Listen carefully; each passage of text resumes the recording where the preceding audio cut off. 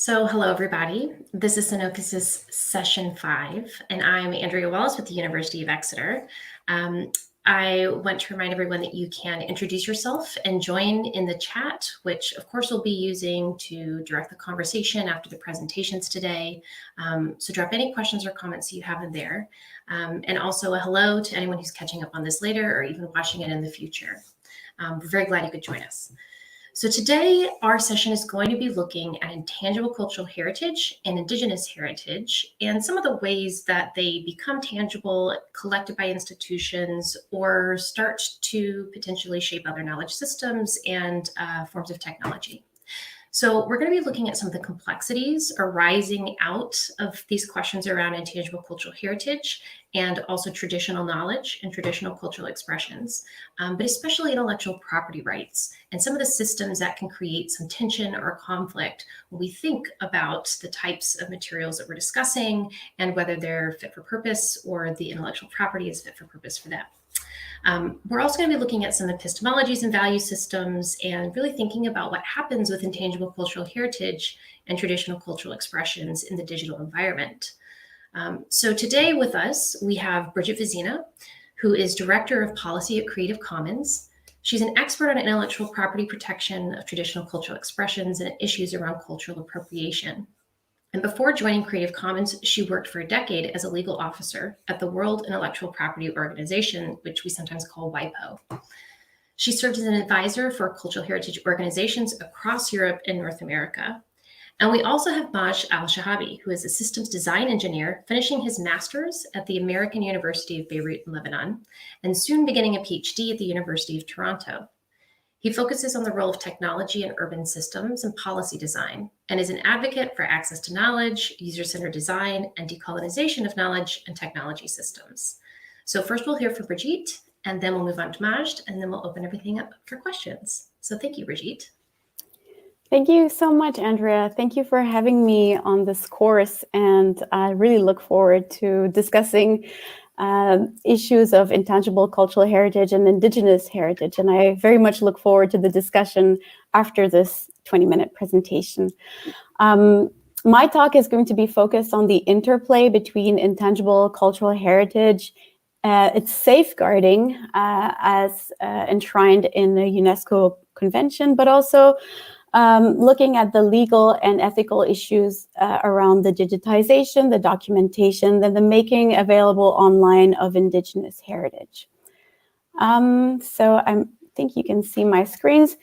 3 main takeaways from my presentation are the following. First is that the cultural institutions, which we refer to as GLAMs, which stands for galleries, libraries, archives, and museums, fulfill the invaluable mission of making cultural heritage accessible to the public. And then their role of preserving and safeguarding cultural heritage, they also allow the public to access and use and recreate that cultural heritage. And that is a very worthwhile goal because it not only allows the cultural heritage to be preserved and maintained, but also revitalized and recreated and reinterpreted.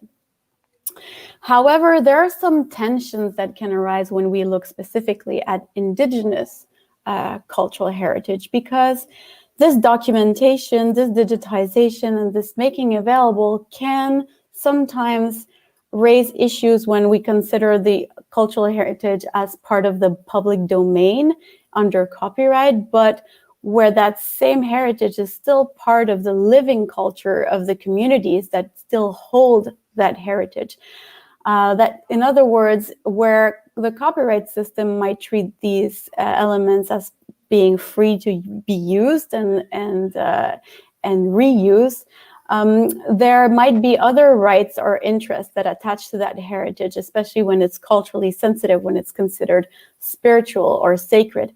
And one big concern is that sharing that heritage openly can actually open the door to what we call appropriation or misuse or misappropriation. That is to say, uses that are offensive and can cause harm. So the question I'll be concluding with is, well, how can cultural institutions actually resolve these tensions. And I would argue that they are in a pivotal place, and that they are actually the best place to play a role in resolving that tension by taking a nuanced and ethical approach to the documentation, digitization, and making available of the cultural heritage in their collections. So let's look at cultural heritage and how it's being treated under 4 main conventions that are under the aegis of UNESCO, which is the United Nations organization dealing with culture. The first one, and I'm going chronologically, is from 1970, dealing with illicit trafficking. The second one is the most famous one. It deals with World Heritage. It's the one that most people know about because it's about the preservation of monuments and sites that are worthy of universal value. The third one is about intangible cultural heritage, and this is the one that I'll be focusing on in this presentation, since this is the topic of this course. It's from 2003. And there's another convention on the diversity of cultural expressions, which dates from 2005. So I will be focusing on the third one I just mentioned. So it was adopted in 2003, following conversations that were had on new conceptions of cultural heritage, which was not only material, as it was understood in the 1972 convention, but could actually have an intangible expression. So not just sites and monuments and objects as covered under the 1972, but traditions or living expressions that were inherited from ancestors and passed on to descendants. The principle is that it's worth safeguarding those elements of cultural heritage because it's useful for intercultural dialogue. It encourages respect for other ways of life that are maybe not from the dominant mainstream culture. It's an important factor in maintaining cultural diversity in the face of globalization. And it's also a guarantee of continuous creativity. What is intangible cultural heritage? The convention provides a definition, and it refers to the practices and representations and expressions and knowledge and skills. So we can see that we're quite removed from the classic definition of cultural heritage, which was really very much about the material objects. Here we're talking about oral traditions, performing arts, social practices, rituals and festive events, and also the knowledge that's associated with these practices. And the whole goal of the convention is to ensure that these elements, these expressions of cultural heritage are being transmitted from one generation to the next. So the mission is really to safeguard, but not freeze. So like I said, it's about ensuring its transmission, its communication, so that it's effectively viable, that it doesn't die out. And in order to achieve that, the convention plans several mechanisms in order to maintain those cultural elements alive. So through identification and drawing up inventories, documenting, studying, research, protection, transmission through education, and through several enhancement and revitalization initiatives. An important element is that all this is usually done by the government, but there's an expectation that all this documentation and safeguarding, all these efforts are done with the consent and the participation of communities whose cultural heritage is aimed at being safeguarded.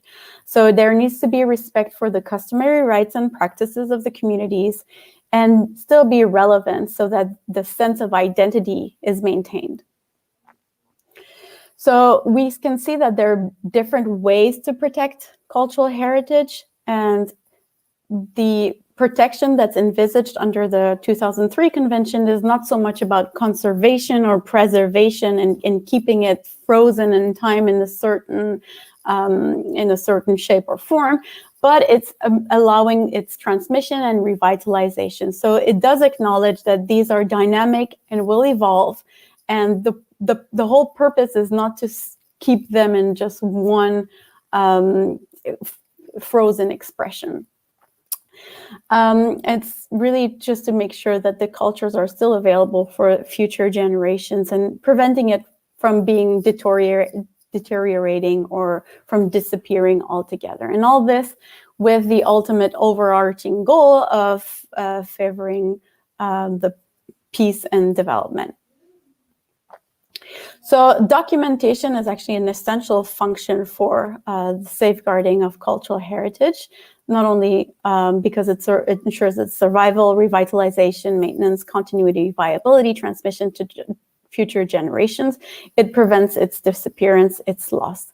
The promotion that's envisaged under the convention is to help understand and respect different cultures. So it's not only about making a list and showing what's out there. There's also a whole awareness and education mechanism that goes along so that that culture is shared and respected by others.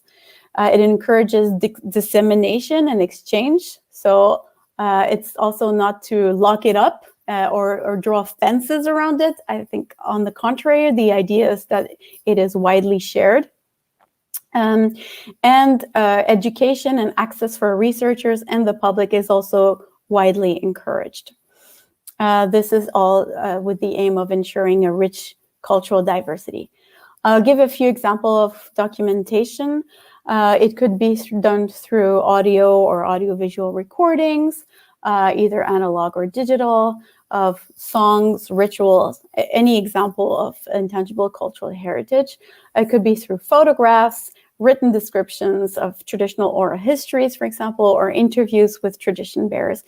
And the reason that I mention these examples is that these forms of documentation are actually creating a new expression for this intangible heritage, which is mostly transmitted orally within the communities. But once it's being documented, it's taking a material form. And that material form can be subject to a layer of copyright. And this will be important when we discuss the interplay between protection under copyright and the safeguarding objectives of the convention. So are we looking at too much at the past when we look at cultural heritage? Are we not maybe forgetting that there's also contemporary cultural production? And how do we encourage further creativity in our globalized societies? And this is where I make the jump to another area of the law, which is intellectual property and most specifically copyright. So when we think about how intellectual property interacts with culture, the one that immediately comes to mind is copyright. And copyright, I like to use the analogy of real property. So just like you would build a fence around your house in order to protect anyone from entering it, copyright provides some kind of virtual fence around creations to control who might access, who might use, who might reuse. And any of these actions or any of these activities are the exclusive right of the creator. So just like a house owner has the exclusive right to decide who may enter and who may stay, the creator has exclusive rights to decide who might access, who might use their work, and be able to control then all sorts of activities related to that work. This is just to illustrate this fence is quite virtual. Copyright in a nutshell. I'm conscious of time, so I'll go very quickly. It's a set of exclusive rights, like I just mentioned, that are granted to creators, authors, composers, etc., on their own creations, which we refer to as works in copyright, and they can be books, music, films, paintings, video games, but all the way down to databases, product catalogs, and various other types of works for a limited period. And this is also very important to understand that this monopoly is time limited, and we'll see what happens when that term of protection expires. And what are the objectives of this protection? Is to control the economic exploitation of the work, to receive payments. So when others want to use any protected work, they might have to pay in order to reproduce or adapt or perform, etc. And there's also the moral rights component, which refer to the reputation and integrity of the work. Now, intellectual property is mostly dealt with under the aegis of the World Intellectual Property Organization. So it's a different UN agency, separate from UNESCO, which is dealing with culture. WIPO is dealing with everything to do with intellectual property, including copyright. And the most important instruments that cover copyright at the international level are the Berne Convention for the protection of literary and artistic works, which dates back from 1886, but has been amended several times since.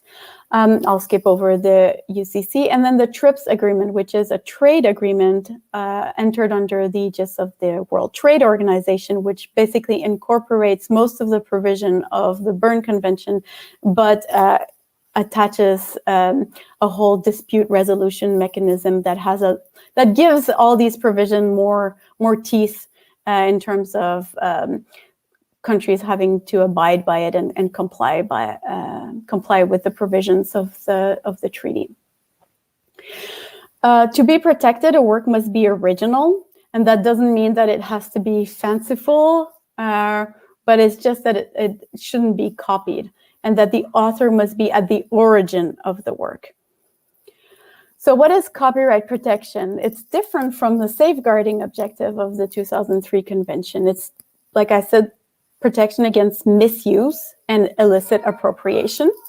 And it's really not about the preservation like it might be under the 1972 convention either. So it has, even though it deals with the same subject matter, it has a different objective. Now coming to the public domain, remember that I said that this copyright protection is limited in time. That means that after a certain period of time, and the minimum at the international level is life of the author plus 50 years, more and more the standard seems to have been established at life plus 70 years, that after that certain period, works enter the public domain where they are no longer protected and free to be used by anyone. They are no longer eligible for copyright protection, and they can be used by anyone for any purpose. So what is part of the public domain? Well, non-protectable objects, things that wouldn't fall into the category of protected works, where the term of protection has expired, but also where the copyright holder has expressly waived rights. I see that time is running by quickly, so I'll try to press on forward. So public domain and world heritage or intangible cultural heritage, are these two terms for one concept? And is that a guarantee for the good understanding between people? Well, maybe and maybe not.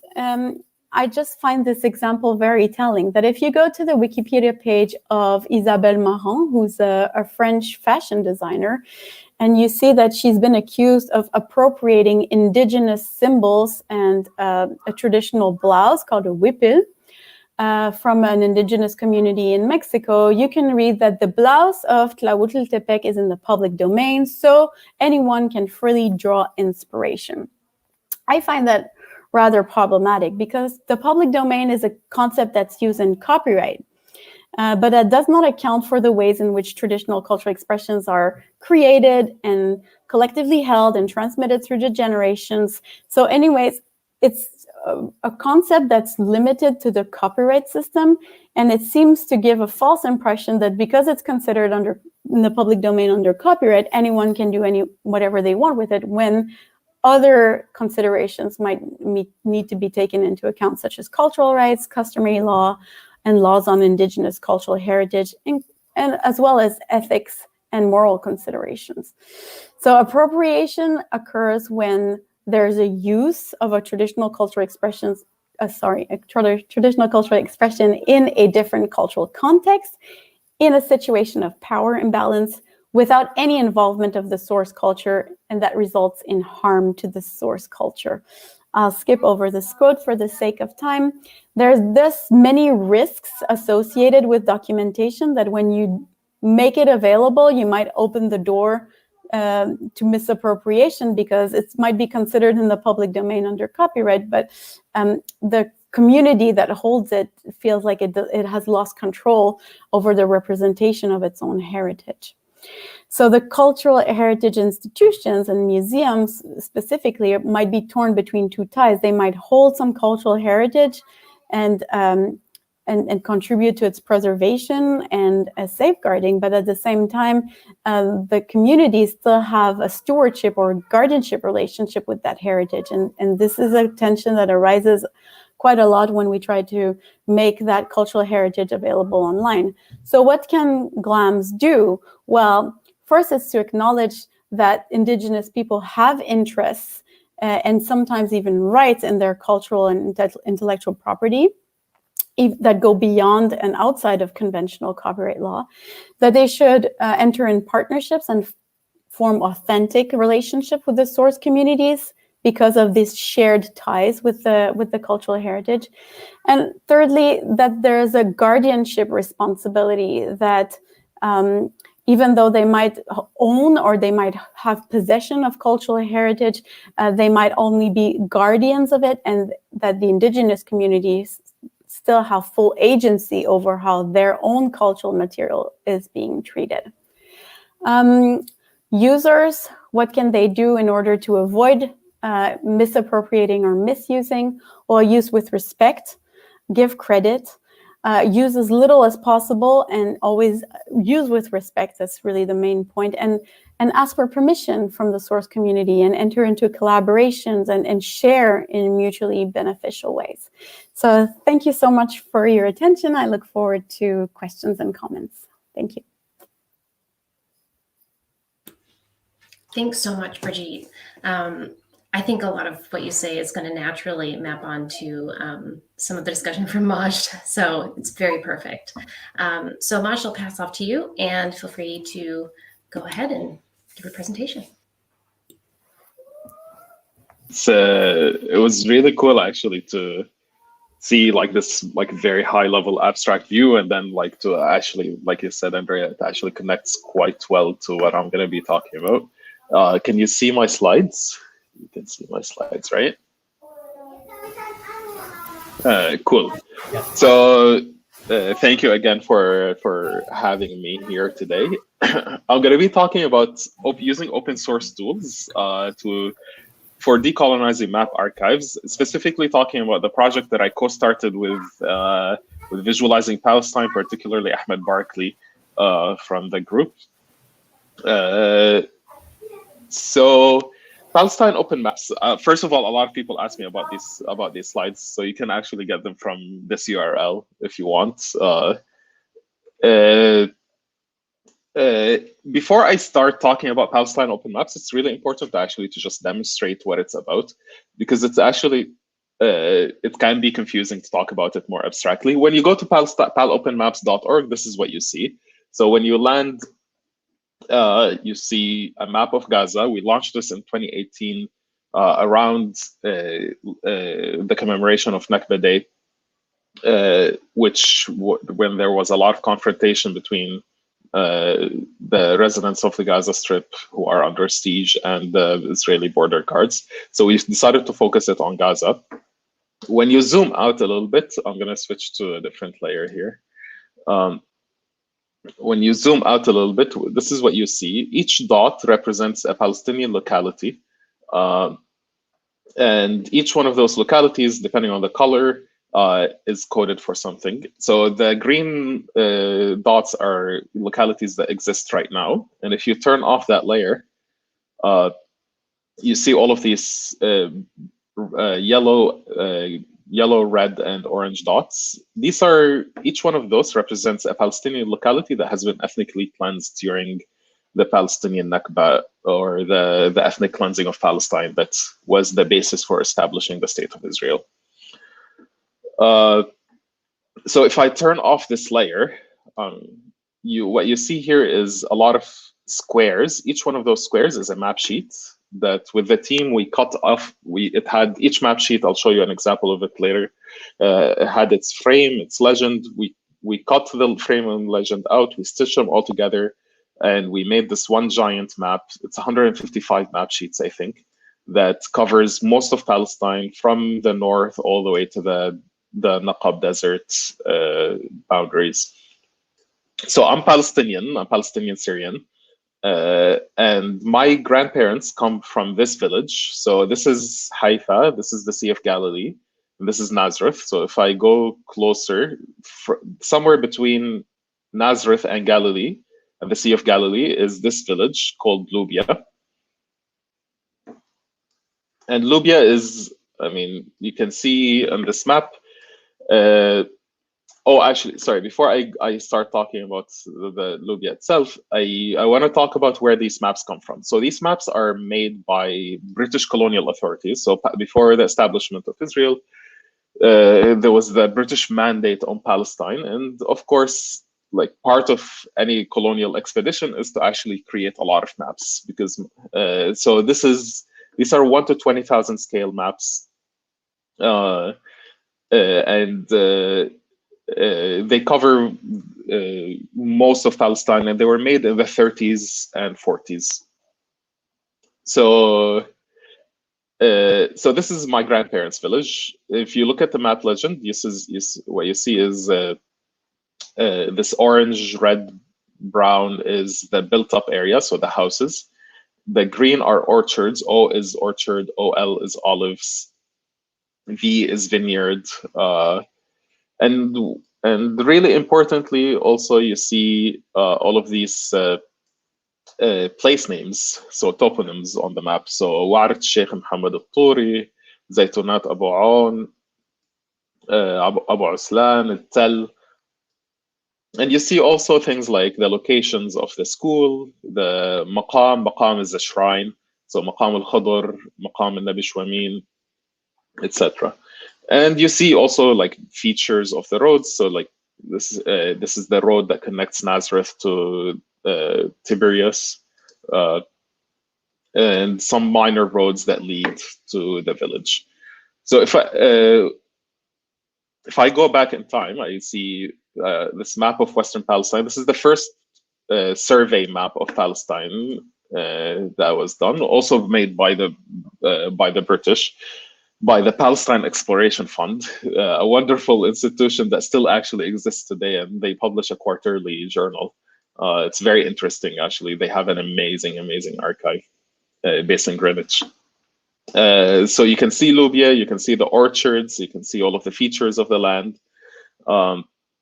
And then if I go to a later map, so this is a map that's a little bit less detailed. It's 1 to 250,000 scale, and it was made 2 years before the creation of the State of Israel and the Nakba. And it shows Lubia. It shows this is the main road connecting Nazareth to Tiberias, and the minor road that lead up to Lubia. And then if I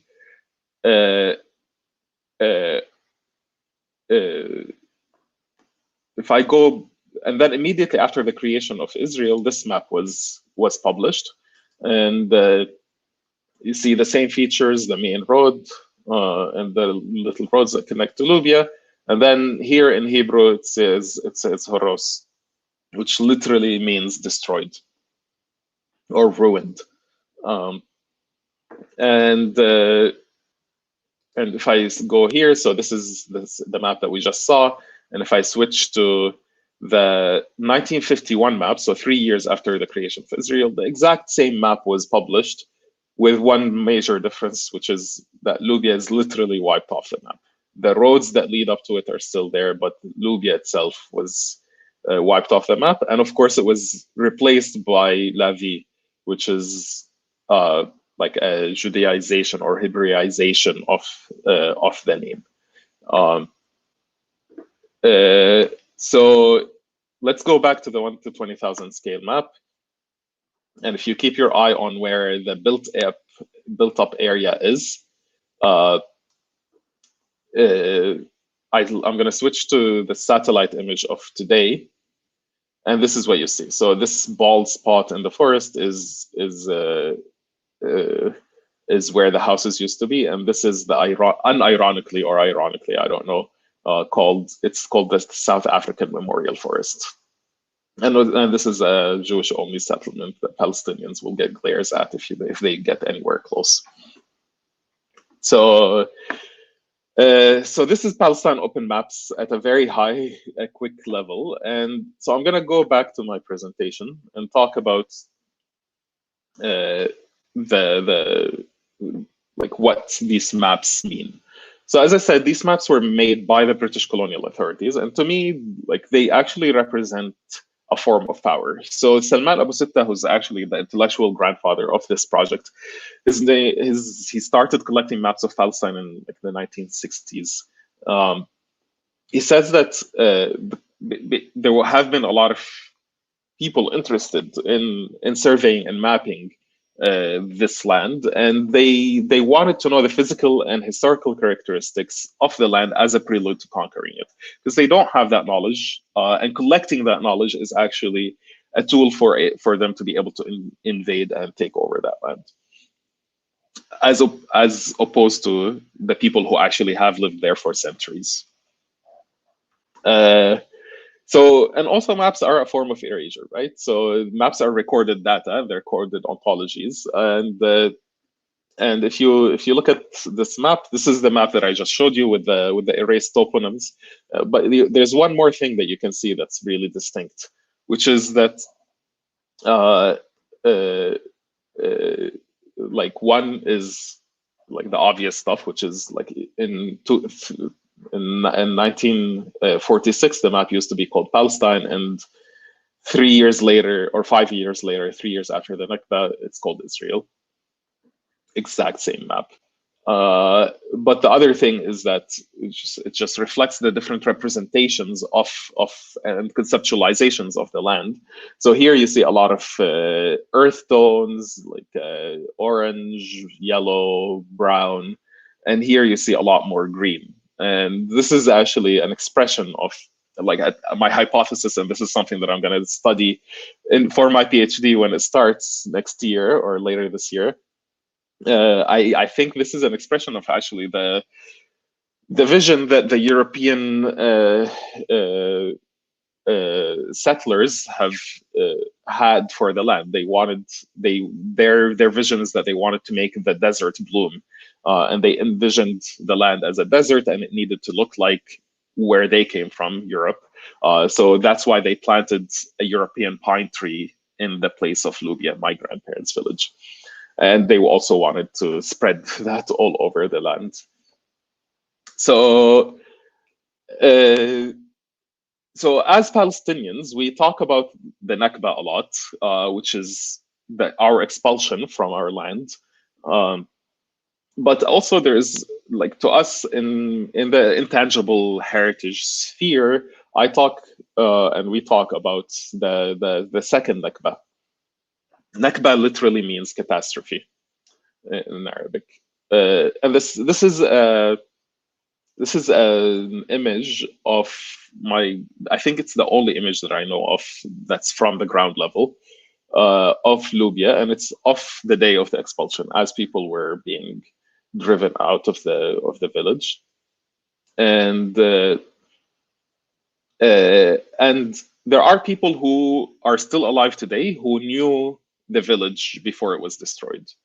And to me, and unfortunately, those people are now in their 80s, and I hope they stay with us for a very long time, but we know that they will not be with us forever. And to me, that the second Nakba will happen when the last person who knew Palestine before it was ethnically cleansed is no longer with us. So there's a big drive and urgency to kind of capture this cultural heritage and activate it for the purposes of preserving our identity, preserving who we are, and making sure that there's a path for liberation and decolonization. And so just to kind of give a high-level overview about why those maps are important to just review. So they record Palestine just before the Nakba, before the partition. They have a lot of like dense physical details, including geographic features, contours, urban areas, and towns and villages. They also have the original Arabic place names, which is super important because there has been a process of the erasure of Arabic place names, and they're replacing them with either Hebrewized or just completely erasing them altogether. And they cover it covers most of Palestine, and sometimes it spills over to neighboring countries, which is actually really nice because it doesn't actually confine itself to the colonial boundaries, even though it's made by colonial authorities. So the project's aim is to actually open source these maps, making them as easily accessible and navigable in meaningful and reusable way by as many real people as possible.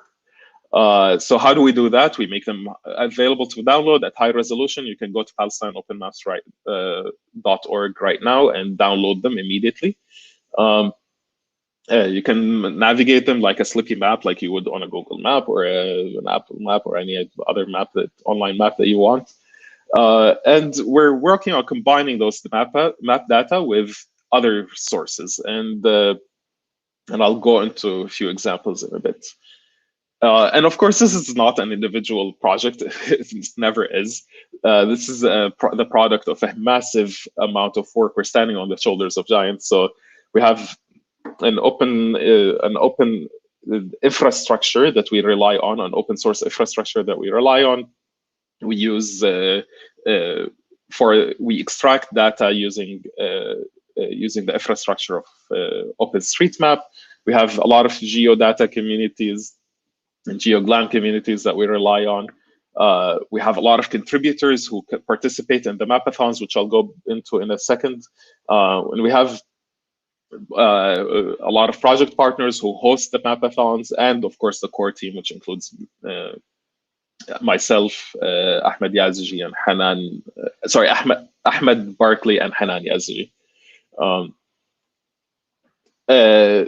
So open methodology of this project is the premise that leads, like that, where everything starts from. So, and what does that look like? So I run these mapathons. These were, I started running them with the support of the Basil Khartabil Free Culture Fellowship. And they're basically, I take the maps and I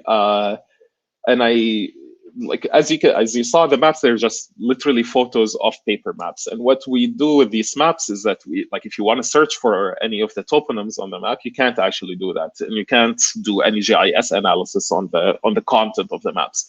So what we do is that we want to extract the content out of the maps, and I could do it. I could just spend like a year clicking through the maps by myself in a basement, but that will be really boring and it'll not be useful. So part of the project is to actually activate the maps and the archive, the map archive, and to make sure that it reaches as many different people as possible. So how does that look like? I run these mapathons where I teach people how to use OpenStreetMap tools, but I have my own instance of OpenStreetMap running on my own server with my own database. And I get them to, I teach them how to use the interface. It's really simple. It takes 15 minutes. And then we spend 3 hours just clicking the maps, going deeply into them, extracting the data out of them. And so I've run so far 22 mapathons. This is just a sample of them. And I want to talk about, like, I've done them like in places as highbrow as the Milano Design Week and as popular as the Burj Shmali refugee camp and Badawi refugee camp in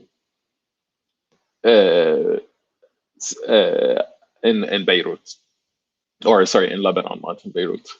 So, and I want to like bring out, like, I want to emphasize two examples, two mapathons that I've run. One is the Badawi refugee camp in the north of Lebanon. And this was really important to me because it was mostly actually young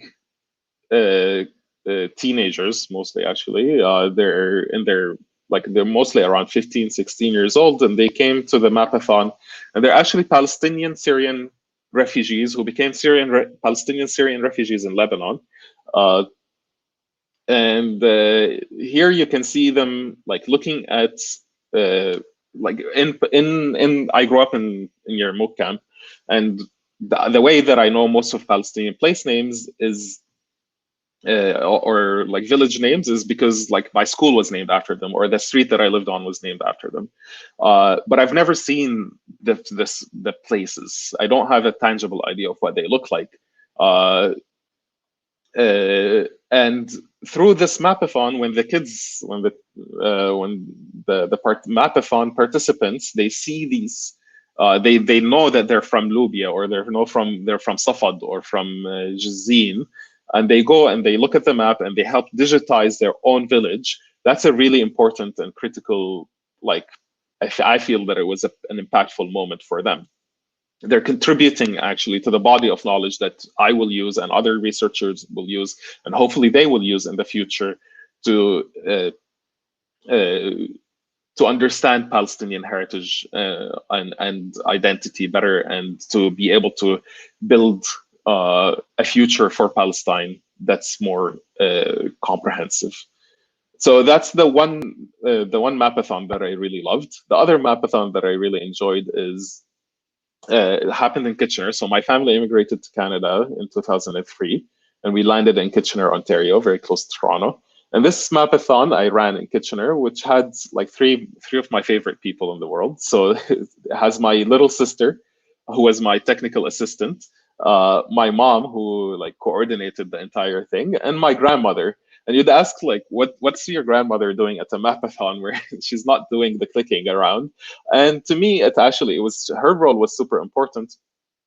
And she was actually, as you saw, the place names that they're labeled in Latin alphabet. So they transliterate the Arabic toponyms, the place names, to Latin letters.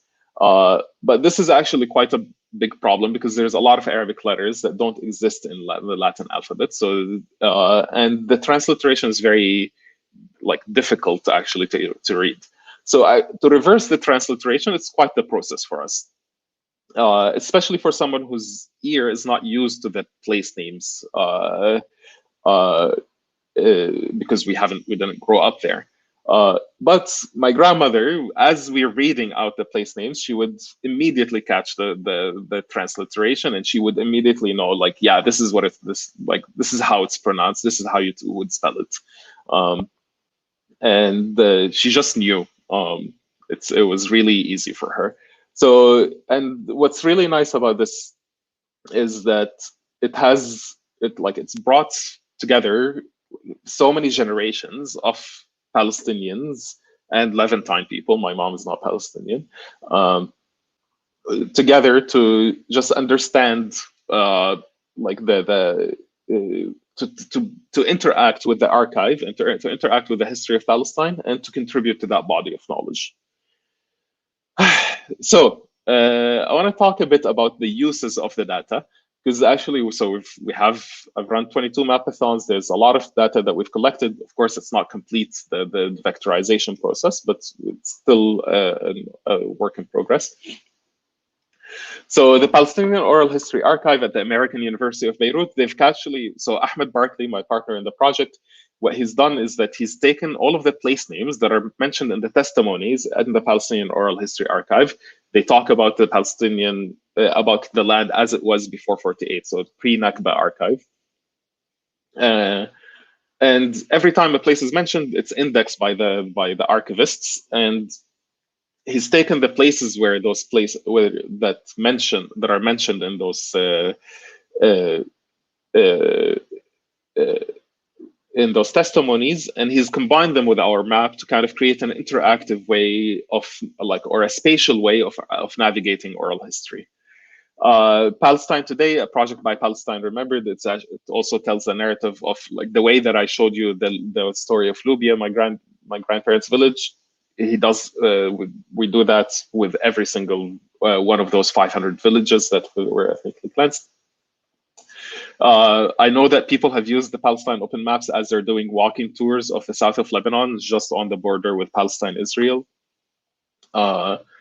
And I know that Tariq Bakri, who's like he's kind of like a forensic tour guide who gives tours to people like me who are the descendants of Palestinian refugees. And he uses our maps to actually locate the houses where those people were from and give them tours of their own homes when they come back to visit. I've seen it in Wikipedia articles. I'll show you in a second. And of course, there's a lot of aspirational projects that I'd like to get to one day. So the United Nations Commission on Palestine, I think they have a Committee Commission on Palestine. They have a massive archive of every single piece of land that's been recorded as owned by Palestinians immediately in the 3 years after the Nakba. And it was compiled with the goal of giving compensation to Palestinians. Of course, that never materialized. I'd like to have access to that archive and see what's in it. The Journey of Return, it's a book by Salman Abu Sitta, in which he suggests like what does the return of Palestinian refugees look like tangibly. The return that's actually enshrined in international law. So can we actually make that as an interactive thing based on these maps? Can we make map reproductions with Arabic toponyms instead of English toponyms? We definitely can.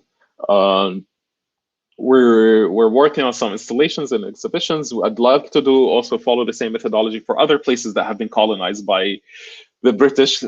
They've colonized a lot of places, so there's no shortage of those. I've been talking to folks in Mumbai who want to also take the same methodology and apply it there. And I've also been working on feeding the data to open data repositories. So I've talked about we've been feeding it to Wikipedia has been using the maps, but also I'd like to be more active in feeding data back to Wikidata, for example, and the World Historical Gazetteer, etc. And I'm doing a PhD on this in the future, so at U of T. So just kind of like I promised to show you a snapshot of what the map looks like. This is what the map sheet looks like with its map key at the bottom. And of course, like it emphasizes things that are important for the British Army, not necessarily. It's like we have to remember that these maps are not made for Palestinians to remember Palestine. They're made for a British Army to actually invade and control. So, so they mention things that are important for the British Army, and like coincidentally, 70 years later, they're also useful for us as Palestinians. What we've done is we've taken the legend and we translated it into labels for or features for OpenStreetMap, and then this is the kind of data that we get. This is like all of the data compiled into one place, and it's actually quite a bit of data, and we're nowhere close to being done. But everything's on hold because we're not running mapathons during the pandemic. And we publish the data under an Open Data Commons attribution license. So please take it and do whatever you want with it. Just make sure that you attribute it to us. This is how it looks like when it's used by Wikipedia. So I know that there's a very active Palestine project, wiki project on Wikipedia, and they've been using the maps that we've compiled to add maps of Palestinian villages to every Palestinian village article. It's actually like, it's one of the most heartwarming things that I've seen come out of this project. One last thing, like this is just a nice thing that happened. So there were a couple of like father and daughter pair who actually showed up to all of the mapathons that I did in London, I think 3 of them, and they were obsessed with trains. They were train nerds, so they mapped all of the train tracks, and this is, and I tried to visualize them to just like make a map of the train tracks, and this is what it looks like. And when I showed it to a friend, she told me that it looks like it's stitching Palestine together, and I thought that was a really nice metaphor. And what you can also do is you can actually rotate the map, because north doesn't need to be upright. Like it's just a it's just a convention that has a lot of loaded meaning in it, and like for a lot of Palestinians, we talk about like being towards the sea or away from the sea. Is it a sea village or not a sea village? So I think like maybe the sea should be up. And just to quickly show you what's, so this is my village, this is what it looks like today, and this is what it looks like when it's vectorized, as it's being vectorized using the OpenStreetMap interface on our own separate database. And you can see that we're linking to Wikipedia, we're looking to Palestine Remembered as an external repository of data. We're also linking to Wikidata. You can't see it because this thing is covering it, but we're linking to Wikidata IDs. So we're trying to make as many linkages to external resources as possible.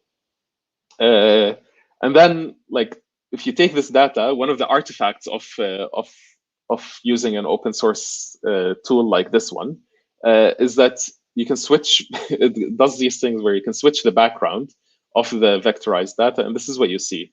And to me, like, so you see the features that used to be there on the map hovering on top of the feature of the satellite image of what is there right now. And to me, it looks like it's almost like the ghost of Lubia hovering over the village, or the South African memorial forest.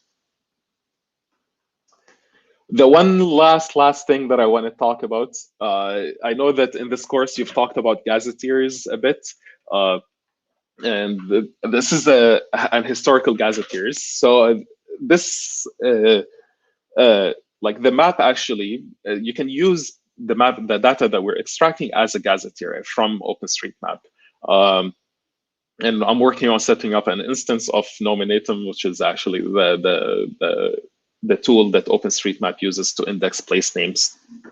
But also, actually, what you can do is like go back into the archive and see like how was this process, like how was the place name, how were the place names collected?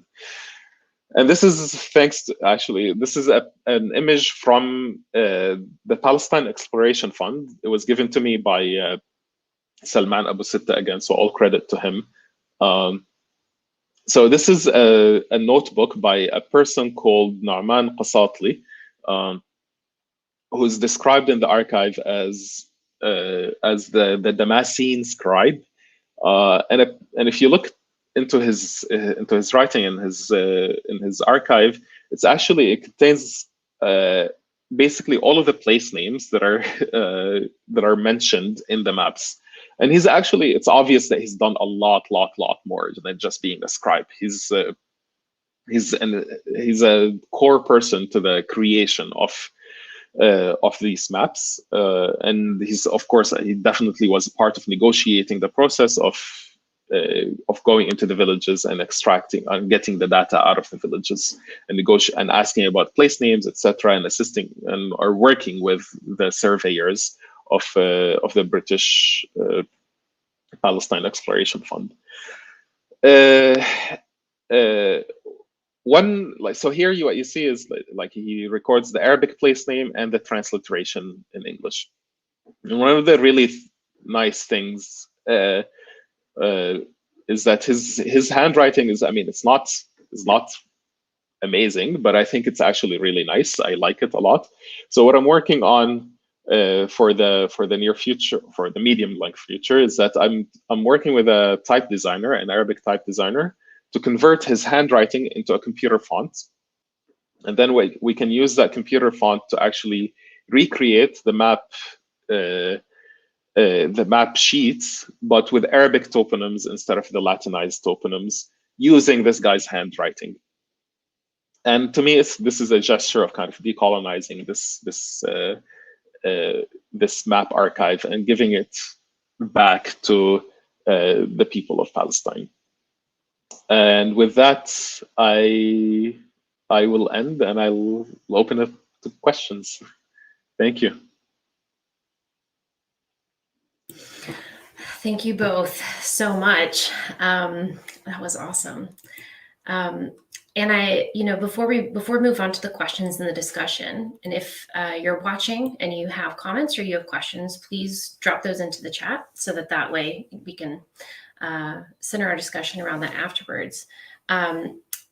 I think one of the things that's so great about your presentations is how they map onto each other so well, and we think about kind of the system of recording and preservation and what gets documented that then can be reused or can actually be enriched, and especially with the knowledge that doesn't fit that system in terms of, right? So, I mean, of course, I'm thinking about both of these things coming from different directions, which I think is a really important tension. And of course, they also map on to other sessions that we've been having so nicely.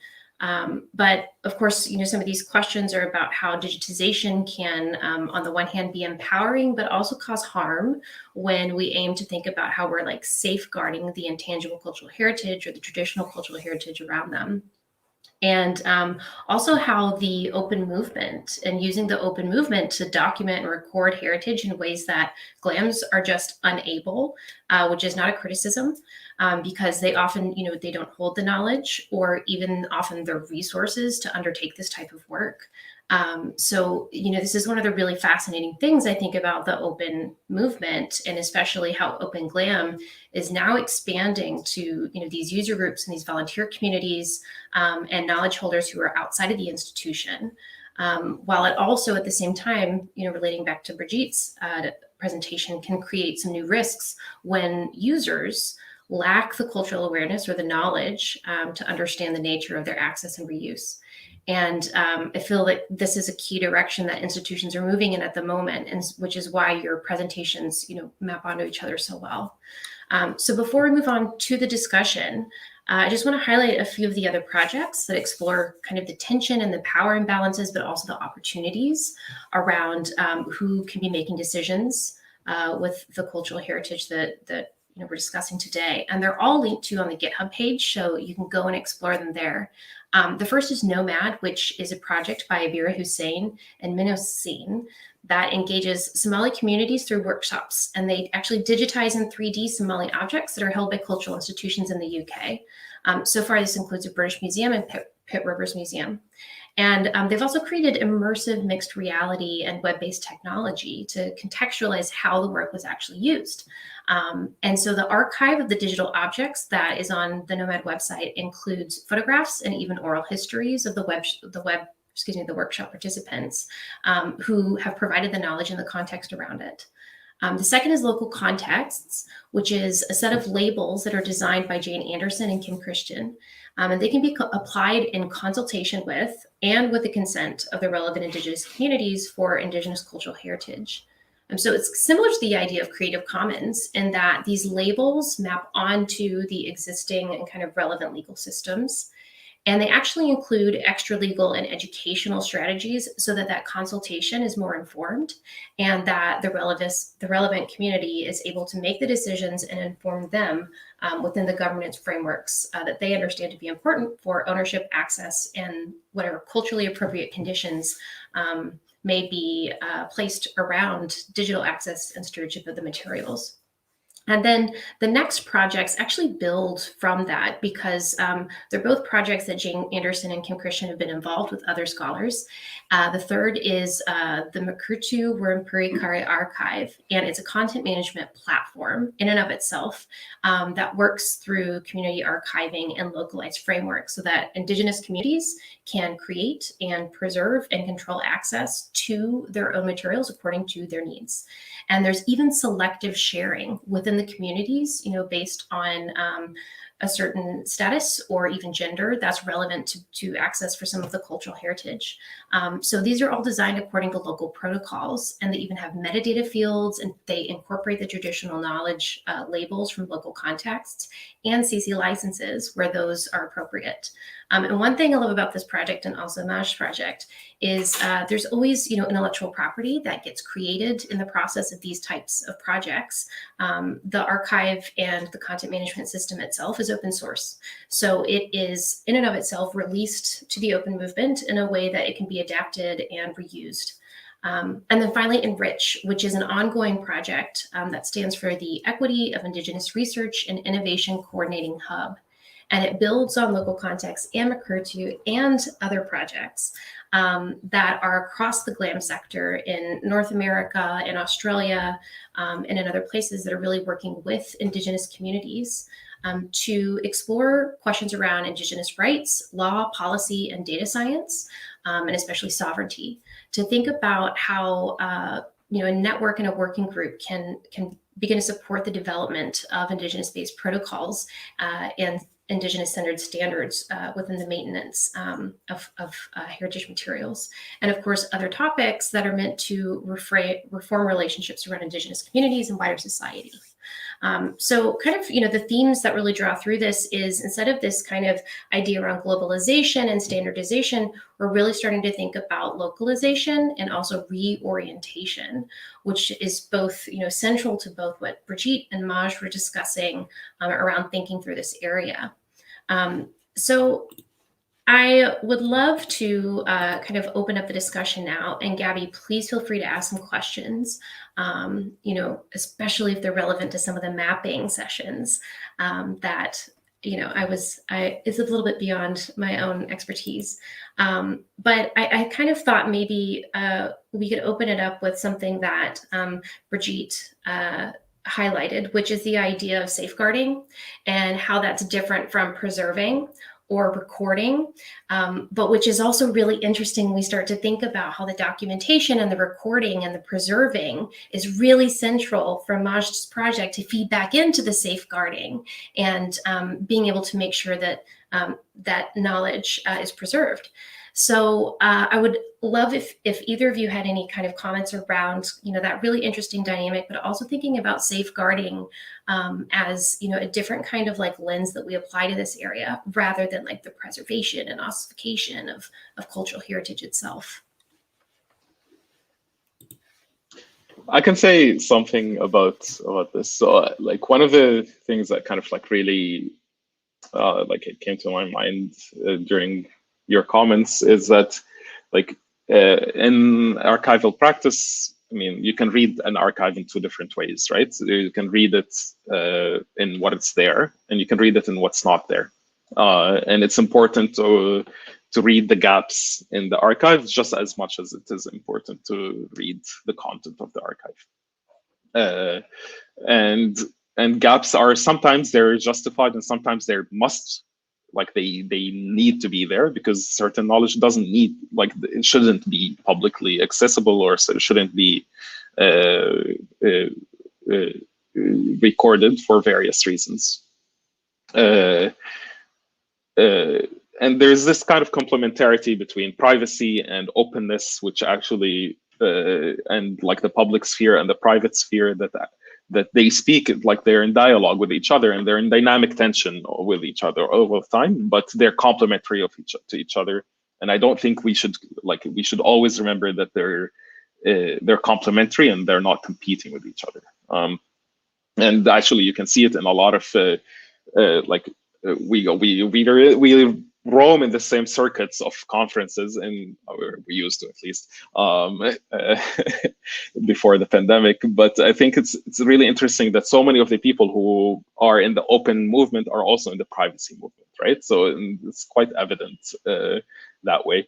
So going back to the question of archives, there's like this question of the archive itself and the gap in the archive. And like in archival practice, they call it reading the archive against its grain, right? Against the archival grain. And and this is what we're doing with Palestine Open Maps. Yeah, this project, these maps were not made for Palestinians to remember our heritage. They probably regret them right now that they've created these maps. But it's interesting actually that where did we get these maps? We got them from British Library and from the Israeli archives and from like the Ramsey map collection and so on, and they're all they use open data, but eventually like these maps they're copyrighted by the Crown, and eventually the copyright has expired on them, so they've entered public domain, so we can just take them and do whatever we want with them. And actually it's really nice when you go to the Wikipedia article for the villages that use our maps, they actually have done quite a lot more research than I have done about the copyright status, and they've made sure that these are fine to use. Brigitte, do you have anything? Yeah, I'd love to pick up on what you just said, because I think that we often think about documentation as a form of fixing something and setting a certain form that cannot be changed through time. And we often perceive that as somehow a negative thing, because it doesn't allow a full representation of the dynamic nature of most cultural heritage that evolves through time. But your example of these maps is actually telling us the opposite, is that these maps are in themselves dynamic, and that you can superimpose layers on top of each other that, instead of freezing the image of a map in a certain time, shows how actually that cultural heritage is being revitalized through a dynamic form of documentation, which I find fascinating, which goes beyond my field of expertise. But I just thought that's very interesting, because we often think about preservation as almost like keeping something in a freezer. And you, through preserving these maps and documenting that cultural heritage, show that, on the contrary, it's a very dynamic process. And to go back to your question, Andrea, I think that when we talk about preservation and safeguarding, while these notions might be very close, they're actually quite different in the objectives that they try to reach, but they're not mutually exclusive. It's not because you're undertaking a preservation or documentation initiative that you're actually not safeguarding it at the same time. The two can complement each other. And in fact, under 2003 convention, a lot of the mechanisms to safeguard heritage include documentation and setting up inventories. But to sum up, preservation is, to me, about protecting against loss and degradation so that the monuments are not degraded and fall to pieces. Safeguarding is about making sure that the cultures are revitalized so that they can be passed on to future generations. And the copyright protection is really protecting them against misuse or misappropriation on the intellectual level, so that the ideas and the symbolism and the meaning that's embedded in that cultural heritage is not being used out of context in ways that can cause harm. Thank you. That was amazing and awesome. And also, but like, I was thinking the same thing when we saw kind of the layered version of Majd's map, which would not be possible without, technology and the idea of data visualization and, all of these things, which is like a very kind of transformative experience. So there are a couple of questions. One is from Kea, who says, could copyrights held by institutions such as the British Museum actually be a barrier for the rightful owners of the cultural expression? And we will have actually an entire session that kind of looks at that question, but maybe I'll ask Brigitte, and that's session 8, if she would respond to that. I'm happy to, of course. I think that's a very important point to raise, because when I mentioned the different ways to document cultural heritage, I noticed photographs or and digitization. And what happens is that in the documentation itself, that process gives rise to copyright. So if a researcher or the British Museum itself decides to document a certain element of cultural heritage, it may create its own copyright in that documentation. So it is the copyright owner, irrespective of who owns any rights in the underlying cultural heritage, which in most cases is deemed in the public domain. So we have this discrepancy of the underlying cultural heritage being in the public domain, free for anyone to use, then the museum or the institution claiming rights on the documentation itself. Sometimes it even goes to claiming rights on the digitized version in certain jurisdictions. That's even allowed by the law. And then the community whose heritage they own is not able to claim any rights because under copyright it is considered to be out of protection.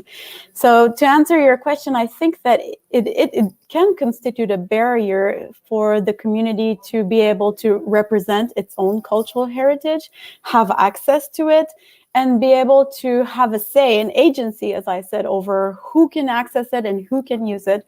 And that's why the idea of collaboration and entering into dialogue between institutions and communities is primordial. Thank you, Brigitte. Valeria also has a question. She says, she has a question about mapathons. So this one's probably for Majd. What kinds of audiences were you expecting and who actually participated? Were most of them of Palestinian heritage? I think you're muted. So it's actually really interesting. I started, the very first mapathons I did were in Palestinian refugee camps. And that was really important for me just because I wanted to connect to that part. And then very shortly after, just because I had that fellowship, I was traveling quite a bit. So I ended up in the British Library, and at the British Library, actually, yeah, there's a lot of Palestinians in the UK, but actually most of the audience was non-Palestinian, and they vary a lot. And but there's that father-daughter. They just white British people who they're just map nerds and train nerds. So they just joined. Some people just see the event on Eventbrite and they're like, oh, this sounds interesting, I'm just going to join.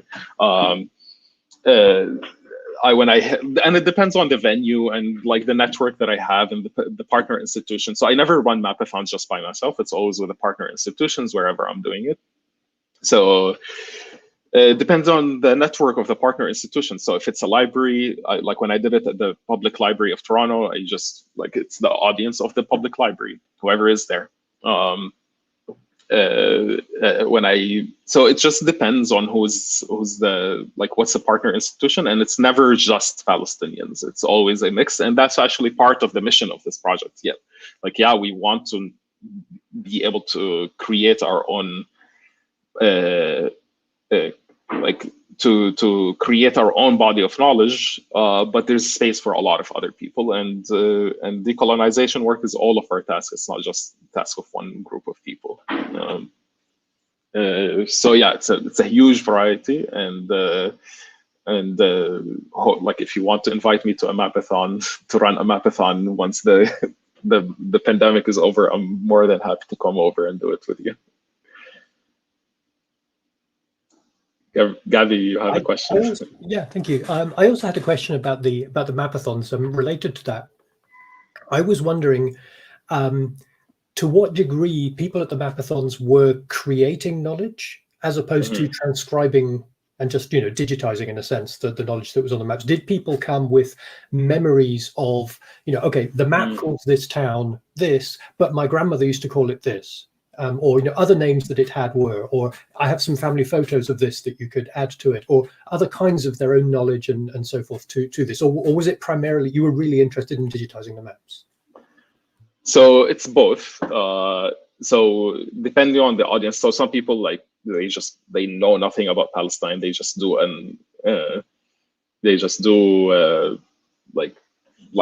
I tell them, okay, this is what you have to kind of extract, but this is the data that you have to extract, and they just go and do it.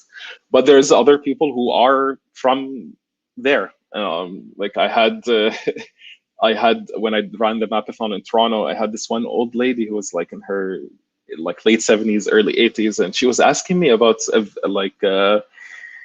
a school in Jaffa.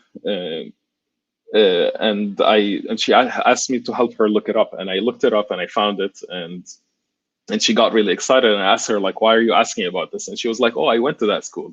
So I recorded, like, on my phone, just impromptu, just like a short conversation with her. She had to go very quickly.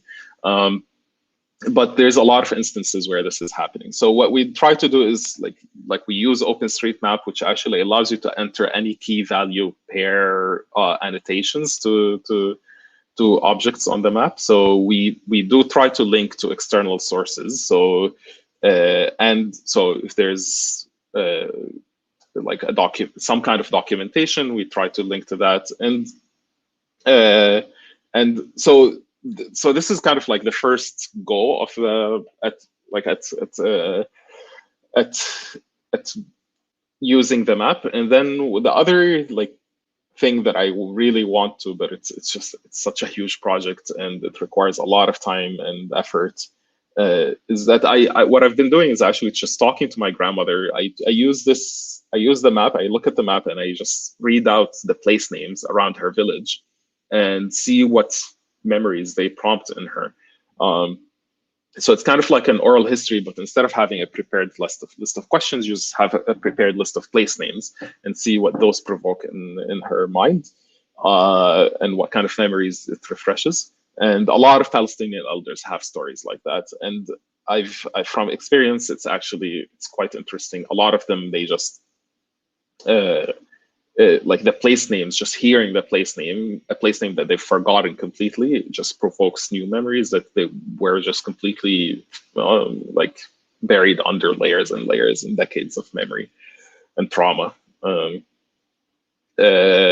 So what I would love to do is to find someone who will take an oral history project to just take the maps and read out the place names of older folks and see and record their responses. And there's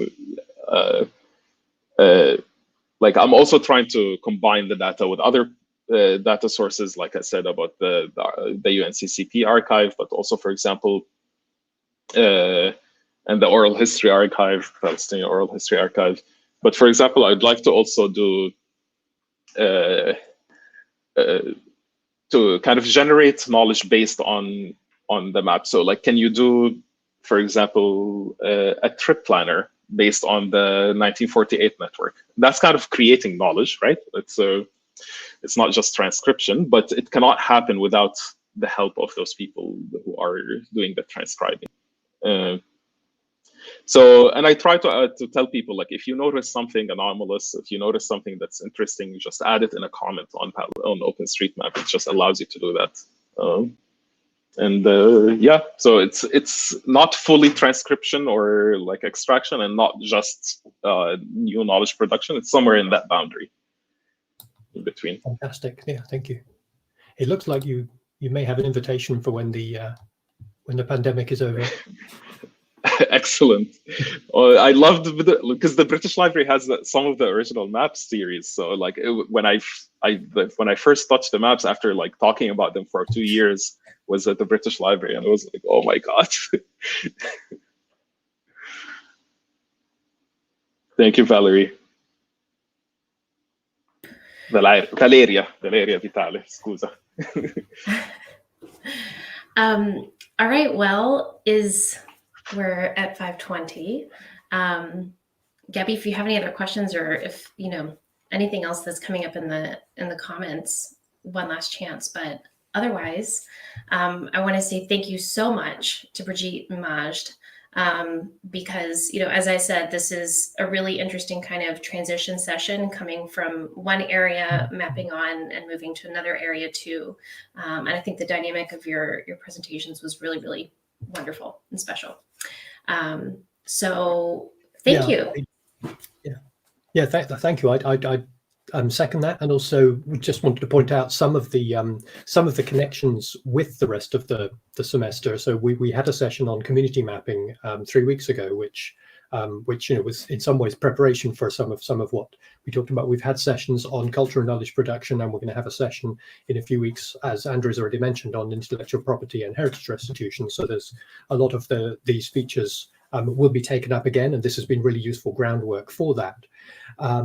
And in particular, on the technical side, Majd mentioned in passing concepts such as GIS, such as vectorizing maps, such as the various different layers that are available in maps. And next week, the session on GIS will define all of those terms. And if you want to learn how to do all of those things with your own maps or with other maps that you can get hold of, come along next week, and we'll see some of those terms from a more technical perspective. So great, thank you very much. Thank you. And then, Gabby, I guess this week there's not an exercise because of the reading week. So just highlighting that again for everyone who's watching at home or catching up. But yes, once again, thank you so much to everyone, and we'll see you next week. Thank you. Thank you. Thanks so much for having us.